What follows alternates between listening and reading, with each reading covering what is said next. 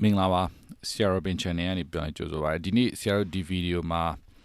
data manipulation tutorial part 2 bonum. Part 1 maro introduction Sierra Biogere, who part 2 majaro external data file go the database table below them data type da not data format da bono. Di down the video ma koပြပြသွားမယ် Okay ဒါဆိုရင်စလိုက်အခုဆရာတို့က2016ကိုဆရာသုံးတာတယ်Microsoft Access မှာဒီမတူလို့ရှိရင်သူ့ရဲ့ layout တွေ design တွေ features တွေတချို့ tools လေးတွေကနေရာအထားသို့လေးတွေနည်းနည်းကွဲလွဲမှုရှိနိုင်တယ်အဲ့ဒါတော့နည်းနည်းဒီ video ကြည့်နေတဲ့ကျောင်းသားတွေအနေနဲ့နည်းနည်းလေးကိုသုံးတဲ့ version မှာ motivate နည်းနည်းလေးကလိကြည့်ပေါ့နည်းနည်းလေးလိုက်ရှာကြည့်ပေါ့နော် Okay အရင်ဆုံး So blank database ကိုဆရာနှိပ်လိုက်မယ်နော် blank database ကိုဆရာတို့ရွေးလိုက်မယ်ဆိုတော့database ကိုဒီမှာနာမည်မင်းပေးထားလဲရတယ်ပေါ့နော်နာမည်ပေးထားလဲရတယ်ဆိုတော့ tutorial 2ဆိုပြီးဆရာနာမည်ပေးထားလိုက်မယ်နော် alright ဆိုတော့အခုလောတဲ့မြင်ရမယ့်အခြေအနေကဒီလိုအခြေအနေမျိုးเนาะအဲ့ဒီထဲမှာဆရာတို့ဒီ table 1ကတော့သူရဲ့ default ပေါ့နော် automatic ပေးပြီးသားဆရာတို့ကဒီ table ထဲမှာဆရာတို့လိုချင်တာတွေကိုမဟုတ်ဘူးဆိုတော့ဆရာတို့ပိတ်လိုက်မယ်ဆရာတို့အပြင်မှာရှိပြီးသား data ကိုဆွဲထည့်မှာဆွဲထည့်မယ်ဆိုတဲ့ခါကျတော့ external data ကိုဆရာတို့ဒီလိုရွေးဖို့လိုတယ် external data ရွေးပြီးသွားလို့ရှိရင် news data source new data source ကိုဆရာတို့ရွေးလိုက်တဲ့ခါကျရင်ဒီလိုပုံစံမြင်ရမယ်ဒါပေမဲ့ဆရာစစချင်းမှာပြောခဲ့သလိုပဲသုံးတဲ့ version မှာမူတည်ပြီးတော့နည်းနည်းဒီလိုမျိုးအထားသူလေးတွေကကွဲလွဲတဲ့ခါကြလို့ရှိရင်လည်းနည်းနည်းလိုက်ရှာလိုက်ပါအဓိကလိုရင်းကတော့ဆရာ external data new data source တွေကမှာဆရာ from file ကိုဆရာရွေးမယ်အဲ့ထဲမှာဆရာကဘာလဲဆိုတော့ text file ကိုဆရာရွေးလိုက်မယ်နော် csv extension နဲ့လာတဲ့ file တွေကဘာလဲဆိုတဲ့ခါကျတော့ comma separated value လို့ခေါ်တယ်တခုနဲ့တခု comma ခံပြီးတော့ဆရာတို့လောက်ထားတာ browse ကိုနှိပ်မယ်အဲ့မှာဆရာက desktop ပေါ်မှာ workspace လေးတခုထားရတာရှိတယ် workspace ပေါ့နော် okay workspace ကိုဆရာတို့ double click နှိပ်လိုက် alright အဲ့ထဲမှာဆရာနော် curse.csv ဆိုတာဆရာဒီမှာရွေးလိုက်မယ်ရွေးပြီးတော့ okay button နှိပ်လိုက် okay ဒီနေရာမှာဒါ import text wizard ဆိုတာလေးတခုပေါ်လာမယ်ပေါ်လာတဲ့ခါကျတော့ဒါဒီနေရာမှာဆရာတို့တခါတည်း data type တွေကိုဆရာတို့ပြင်သွားကြည့်အောင်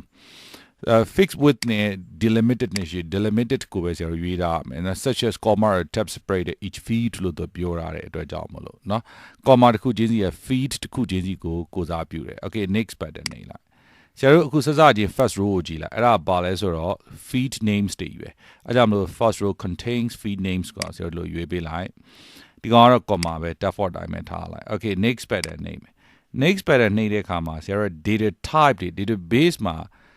data ဆိုတာသူ့ရဲ့အမျိုးအစားတွေအများကြီးရှိတယ်အဲ့ထဲမှာဆရာတို့ကမှတ်ကန်အောင်ရွေးပေးရမယ်အခုဆရာတို့ import လုပ်လိုက်တဲ့ data ကို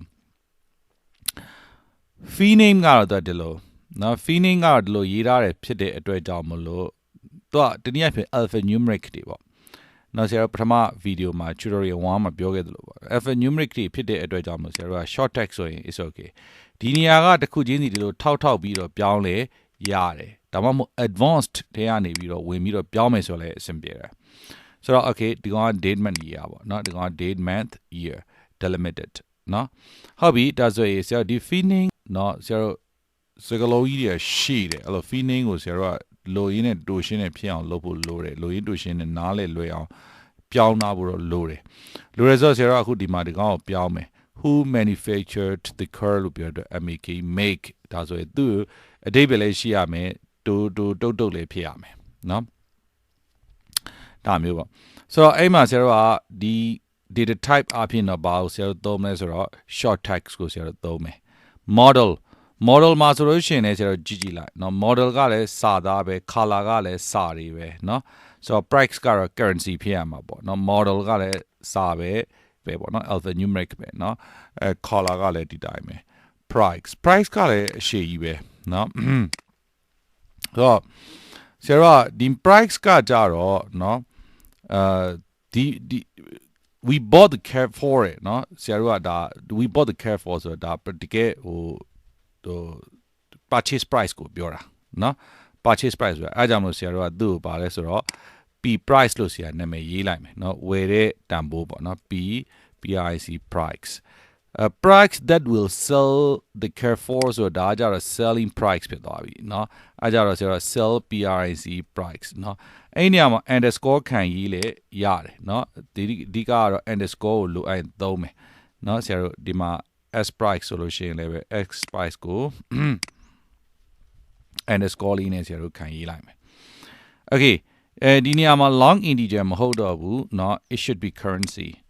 and then s price လည်းပဲပါလဲဆိုတော့ currency ပဲဖြစ်တဲ့ね okay နောက်တစ်ခုเนาะနောက်တစ်ခုကကြာ year ကကြာတော့ဆရာက long integer ဒီတိုင်းပဲထားလိုက် year ကဥမာ2021 2022အစရှိသည်ဖြစ်မှာเนาะ extra ကားဝယ်ရဆိုတော့ဘာတွေပါမယ်ဘယ်လို system တွေပါမယ်ဆိုပြီးတော့ extra မှတ်ချက်အနေနဲ့ဆရာတို့ရေးပေးတာ is okay เนาะဆိုတော့ဒါလေးတစ်ခုရှိမယ်เนาะဒါလေးကကြာတော့ short text ပဲဆရာတို့ထားမယ်နောက်တစ်ခုကကြာတော့ဆရာတို့ကဒါကားအတွင်းကန်းတန့်ရှင်းပေးဖို့လိုလားပေါ့เนาะလိုသလားဆိုရင်ဆရာတို့ကဒါကြာတော့ဘာဖြစ်သွားမလဲဆိုတော့yes no ဖြစ်သွားမယ်ဒီကောင် boolean ဖြစ်သွားမယ်เนาะသူရဲ့ data type เนาะ data အမျိုးအစားကဆိုတော့ဒီကောင်လဲဆရာတို့ဒီလိုစာသားအရှိကြီးဆရာတို့ feed name မှာဆရာတို့မပေးဘဲနဲ့เนาะ valid ဆိုပြီးတော့ valid ဆိုတာပါလဲဆိုတော့ကားအတွင်းကန်းတန့်ရှင်းပေးတာကိုပြောတာเนาะအဲ့လိုမျိုးနာမည်တစ်လုံးနဲ့ပေးလိုက်ရင်ဆရာတို့ရတယ်เนาะ okay ပြီးနှိပ်လိုက်เนาะနောက်တစ်ခုကဒီမှာ day month year ကိုတော့เนาะကျင်းနေအောင်စစ်တခါကြီးကျရင် month day year နဲ့ဆိုလို့ရှိရင်အကုန်ကုန်query လုပ်တဲ့နေရာမှာသူ့ data ပြန်ရှာတဲ့နေရာမှာမှားရိုက်မိတတ်တယ် okay better နှိပ်လိုက် okay အဲ့ဆရာတို့အကုန်လုံးပြင်ပြီးသွားပြီเนาะ p price ဆိုလို့ရှိရင်လည်းမင်းဒီမှာ p price เนาะ color okay ဒီနေရာမှာဆရာတို့ခုန underscore ထည့်ပေးထားပြီမယ်ဒီ fee name မှာကျတော့ underscore လေးပျောက်နေတယ်တွေ့လားเนาะပျောက်နေဆရာ underscore မထည့်ဘဲနဲ့ direct ပဲပူးရေးလိုက်အောင် okay ဆိုတော့ဒီဟာလေးကိုဒီလိုမျိုးလေးပဲရေးလိုက်မယ်เนาะကိုယ့်ရဲ့ naming system နာမည်ပေးတဲ့ system ကိုကိုယ့်ကိုမှတ်ထားပါเนาะ okay ရပြီဒါဆိုရင် next button နှိပ်လိုက်မယ်ပြီးသွားရင်ဆရာတို့ကဒီမှာ choose my own primary key ဆိုလို့ရှိရအကယ်၍ဥမာဒီကားမှာ ID number ပါတယ် ID primary key ဆို unique ဖြစ်ရတယ်သူနဲ့တူတဲ့သူမရှိဘူးနာမည်တူပေမဲ့ဆရာတို့ ID မတူနိုင်ဘူးเนาะအဲ့လိုမျိုး ID ဟိုတစ်ခုနဲ့တစ်ခုဟိုတူစရာအကြောင်းမရှိတဲ့ဟာမျိုးကို unique လို့ခေါ်တယ်เนาะ unique လို့ခေါ်ဆိုအဲ့ဒါ unique ဖြစ်ရမယ်အဲ့ unique ဖြစ်တဲ့ဟာကို primary key လို့ဆရာတို့ database မှာပြောတယ်data base terminology terms မှာပေါ့เนาะဆိုတော့ဒီမှာကျတော့ဆရာတို့က model လည်း unique မဖြစ်ဘူး color လည်း unique မဖြစ်ကျန်တာဘာမှ unique မဖြစ်တော့ let access at primary key သူ့ကိုပေးရွေးလိုက်ပေါ့เนาะအဲဆိုတော့ auto number အနေနဲ့ထည့်သွားတယ် number auto number ထည့်ပေးသွားတယ်เนาะ next button ပြီးရင်ဒီ table name ပေါ့ဒီ table name ရဲ့ cars ပေါ့เนาะဒါဆိုရင်ရပြီ finish လုပ်လိုက်အဲ့မှာတော့ dialog box တစ်ခုတော့ tab ပေါ်လာလိုက်မယ်ကိုဆရာတို့အခု import လုပ်သွားတဲ့ step တွေကို save လုပ်မလားမလုပ်တော့ပါဘူး close လုပ်လိုက်ဒီမှာ car ဆိုတဲ့ table ဒီမှာပေါ်လာပြီဆိုတော့ double click နှိပ်လိုက် okay ဒါဆိုဆရာတို့တွေ့ရပြီဒီပုံစံတွေ့ရ okay တွေ့ရပြီဆိုတော့ဆရာတို့ကเนาะဒီနေရာမှာဆရာတို့က home ကိုသွားလိုက်အဲ့မှာဆရာတို့က view ကနှစ်ခုရှိတယ် data sheet view ရှိတယ် design view ရှိတယ်เนาะတခြား version တွေမှာတော့၄ခုလောက်တွေ့ရလိမ့်မယ်เนาะအဓိကဆရာတို့အလုပ်လုပ်မှာဘာမှလုပ်မှာလဲဆိုတော့ data sheet view မှာလုပ်မယ် design view မှာလုပ်မယ် okay ဒါဆို design view ကိုဆရာတို့ဒီမှာနှိပ်လိုက်မယ် design view ကိုနှိပ်လိုက်တော့မှဆရာတို့ဘာတွေပေါ်လာလဲဆိုတဲ့အခါကျတော့ဥပမာ currency ဆိုရင် currency နေရာမှာ click ထောက်လိုက် data type မှာထောက်ပြီးလို့ရှိရင်သူ့ format ကိုဆရာတို့သွားပြင်မယ်ကြည့် format ကိုဆရာတို့ပြင်မယ်ဆိုရင်ဆရာတို့က currency ကို euro အနေနဲ့ဆရာတို့ထားကြည့်လိုက်မယ်ဒီခါနော် euro အနေနဲ့ထားလိုက် currency ဆိုတော့သူ့ရဲ့ default က 2 decimal places အမြဲတမ်းပေးတယ်ဒါပေမဲ့ဆရာတို့ကဒီကောင်ကိုအခု0လို့ဆရာပြောင်းလာလိုက်မယ်နော်0လို့ဆရာပြောင်းလာလိုက်မယ်ဒီတိုင်းပဲ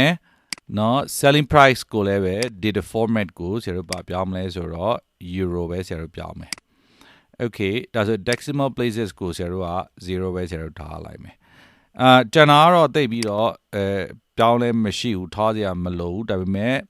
နော် valid ကိုတော့ဗာလဲထားမလဲဆိုတော့ yes no မှာဆရာတို့ကဒီနေရာမှာ boolean မှာဆရာတို့ yes no ဆိုတဲ့စာသားကိုပဲမြင်ကျင်တယ်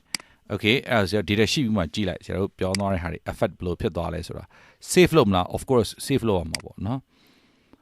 အခုပြောင်းသွားရင်ဒီမှာ S price တွေနော် purchase price တွေ selling price purchase price တွေအကုန်လုံးကဘာဖြစ်သွားလဲဆိုတော့ currency ဖြစ်သွားပြီ ဒါပေမဲ့เนาะ valid မှာကဘာဖြစ်နေလဲဆိုတော့ chat box ကြီးဖြစ်နေတယ်သူ့ရဲ့ကောင်ကိုဆရာတို့ဒီမှာဒီကောင်ကို click နေပြီးတော့ပြန်ပြောင်းမယ်ဟုတ်ပြီ yes no တော့ yes no ပဲဒါပေမဲ့ဒီမှာလဲ format က yes no မှန်နေတယ်ဒါပေမဲ့ look up ကိုကြည့်လိုက် look up မှာသူက check box ဖြစ်နေလို့အဲ့တော့ဆရာက text box ပြောင်းပေးလိုက် okay ပြီး data sheet view နဲ့ပြန်ကြည့် save လုပ်မယ်ဒါဆိုဆရာတို့လိုချင်တာ import လုပ်တဲ့ step ကเนาะဒီမှာပြီးသွားပြီပြီးသွားတယ်ဆိုရင်ဆရာတို့ကဒီ data ကြီးတစ်ခုလုံးကိုဒီ data sheet ကြီးတစ်ခုလုံးဆရာတို့ update လုပ်ချင်တယ်เนาะ update လုပ်ချင်တယ်ဟုတ်ပြီ update ဘယ်လိုလုပ်မလဲเนาะအဲ့ဒါလေးခုဆရာတို့လုပ်ပြမယ်update ကအဓိကဆရာတို့ဘာကိုထပ်ထည့်ချင်လဲဆိုတော့ record အသစ်တစ်ခုထပ်ထည့်ချင်တယ်เนาะ record အသစ်တစ်ခုထည့်ချင်တယ်เนาะ record ဆိုတာဆရာတို့က collection of feeds လို့ဆရာတို့ပြောခဲ့တယ်ပထမ jury မှာဟုတ်ပြီဒီအောက်ဆုံးဒီနေရာမှာဆရာတို့ထည့်မယ်เนาะဆရာတို့ fold ကားပဲဒါပေမဲ့ဆရာတို့က model ကြတော့ focus ဖြစ်သွားပြီ color ကတော့ဆရာတို့ silver ပဲ purchase price ကကြတော့1350 euro and then selling price က2285 euro model ကကြတော့2008ဆရာတို့ဘာ system ကိုဆရာတို့extra အနေနဲ့ဆရာတို့ထည့်ချင်တာလဲဆိုတော့ alarm central locking alarm wheels ပေါ့နော် okay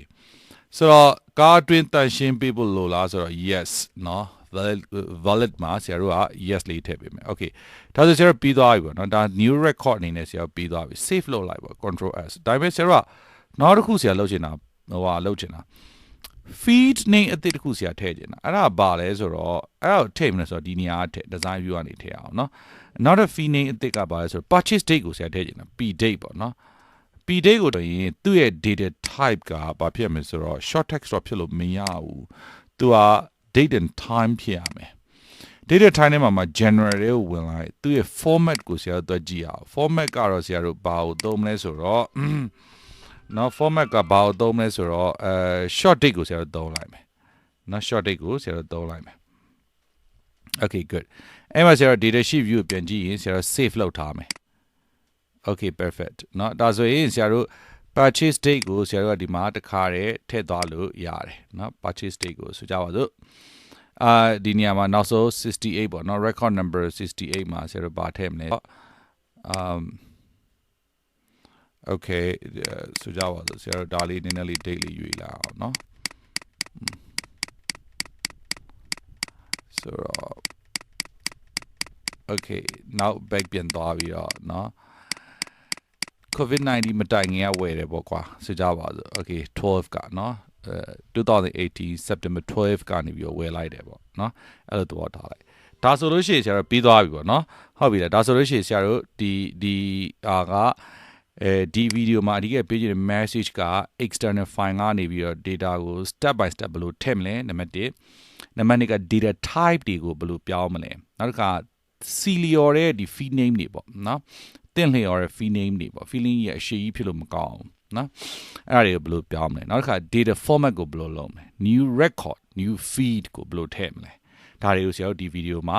နော်အကုန်ပြသွားတယ်နော်ဒီဗီဒီယိုကြည့်ရှုသူတွေနဲ့မရှင်းတာရှိရဲထပ်သိချင်တာရှိရဲ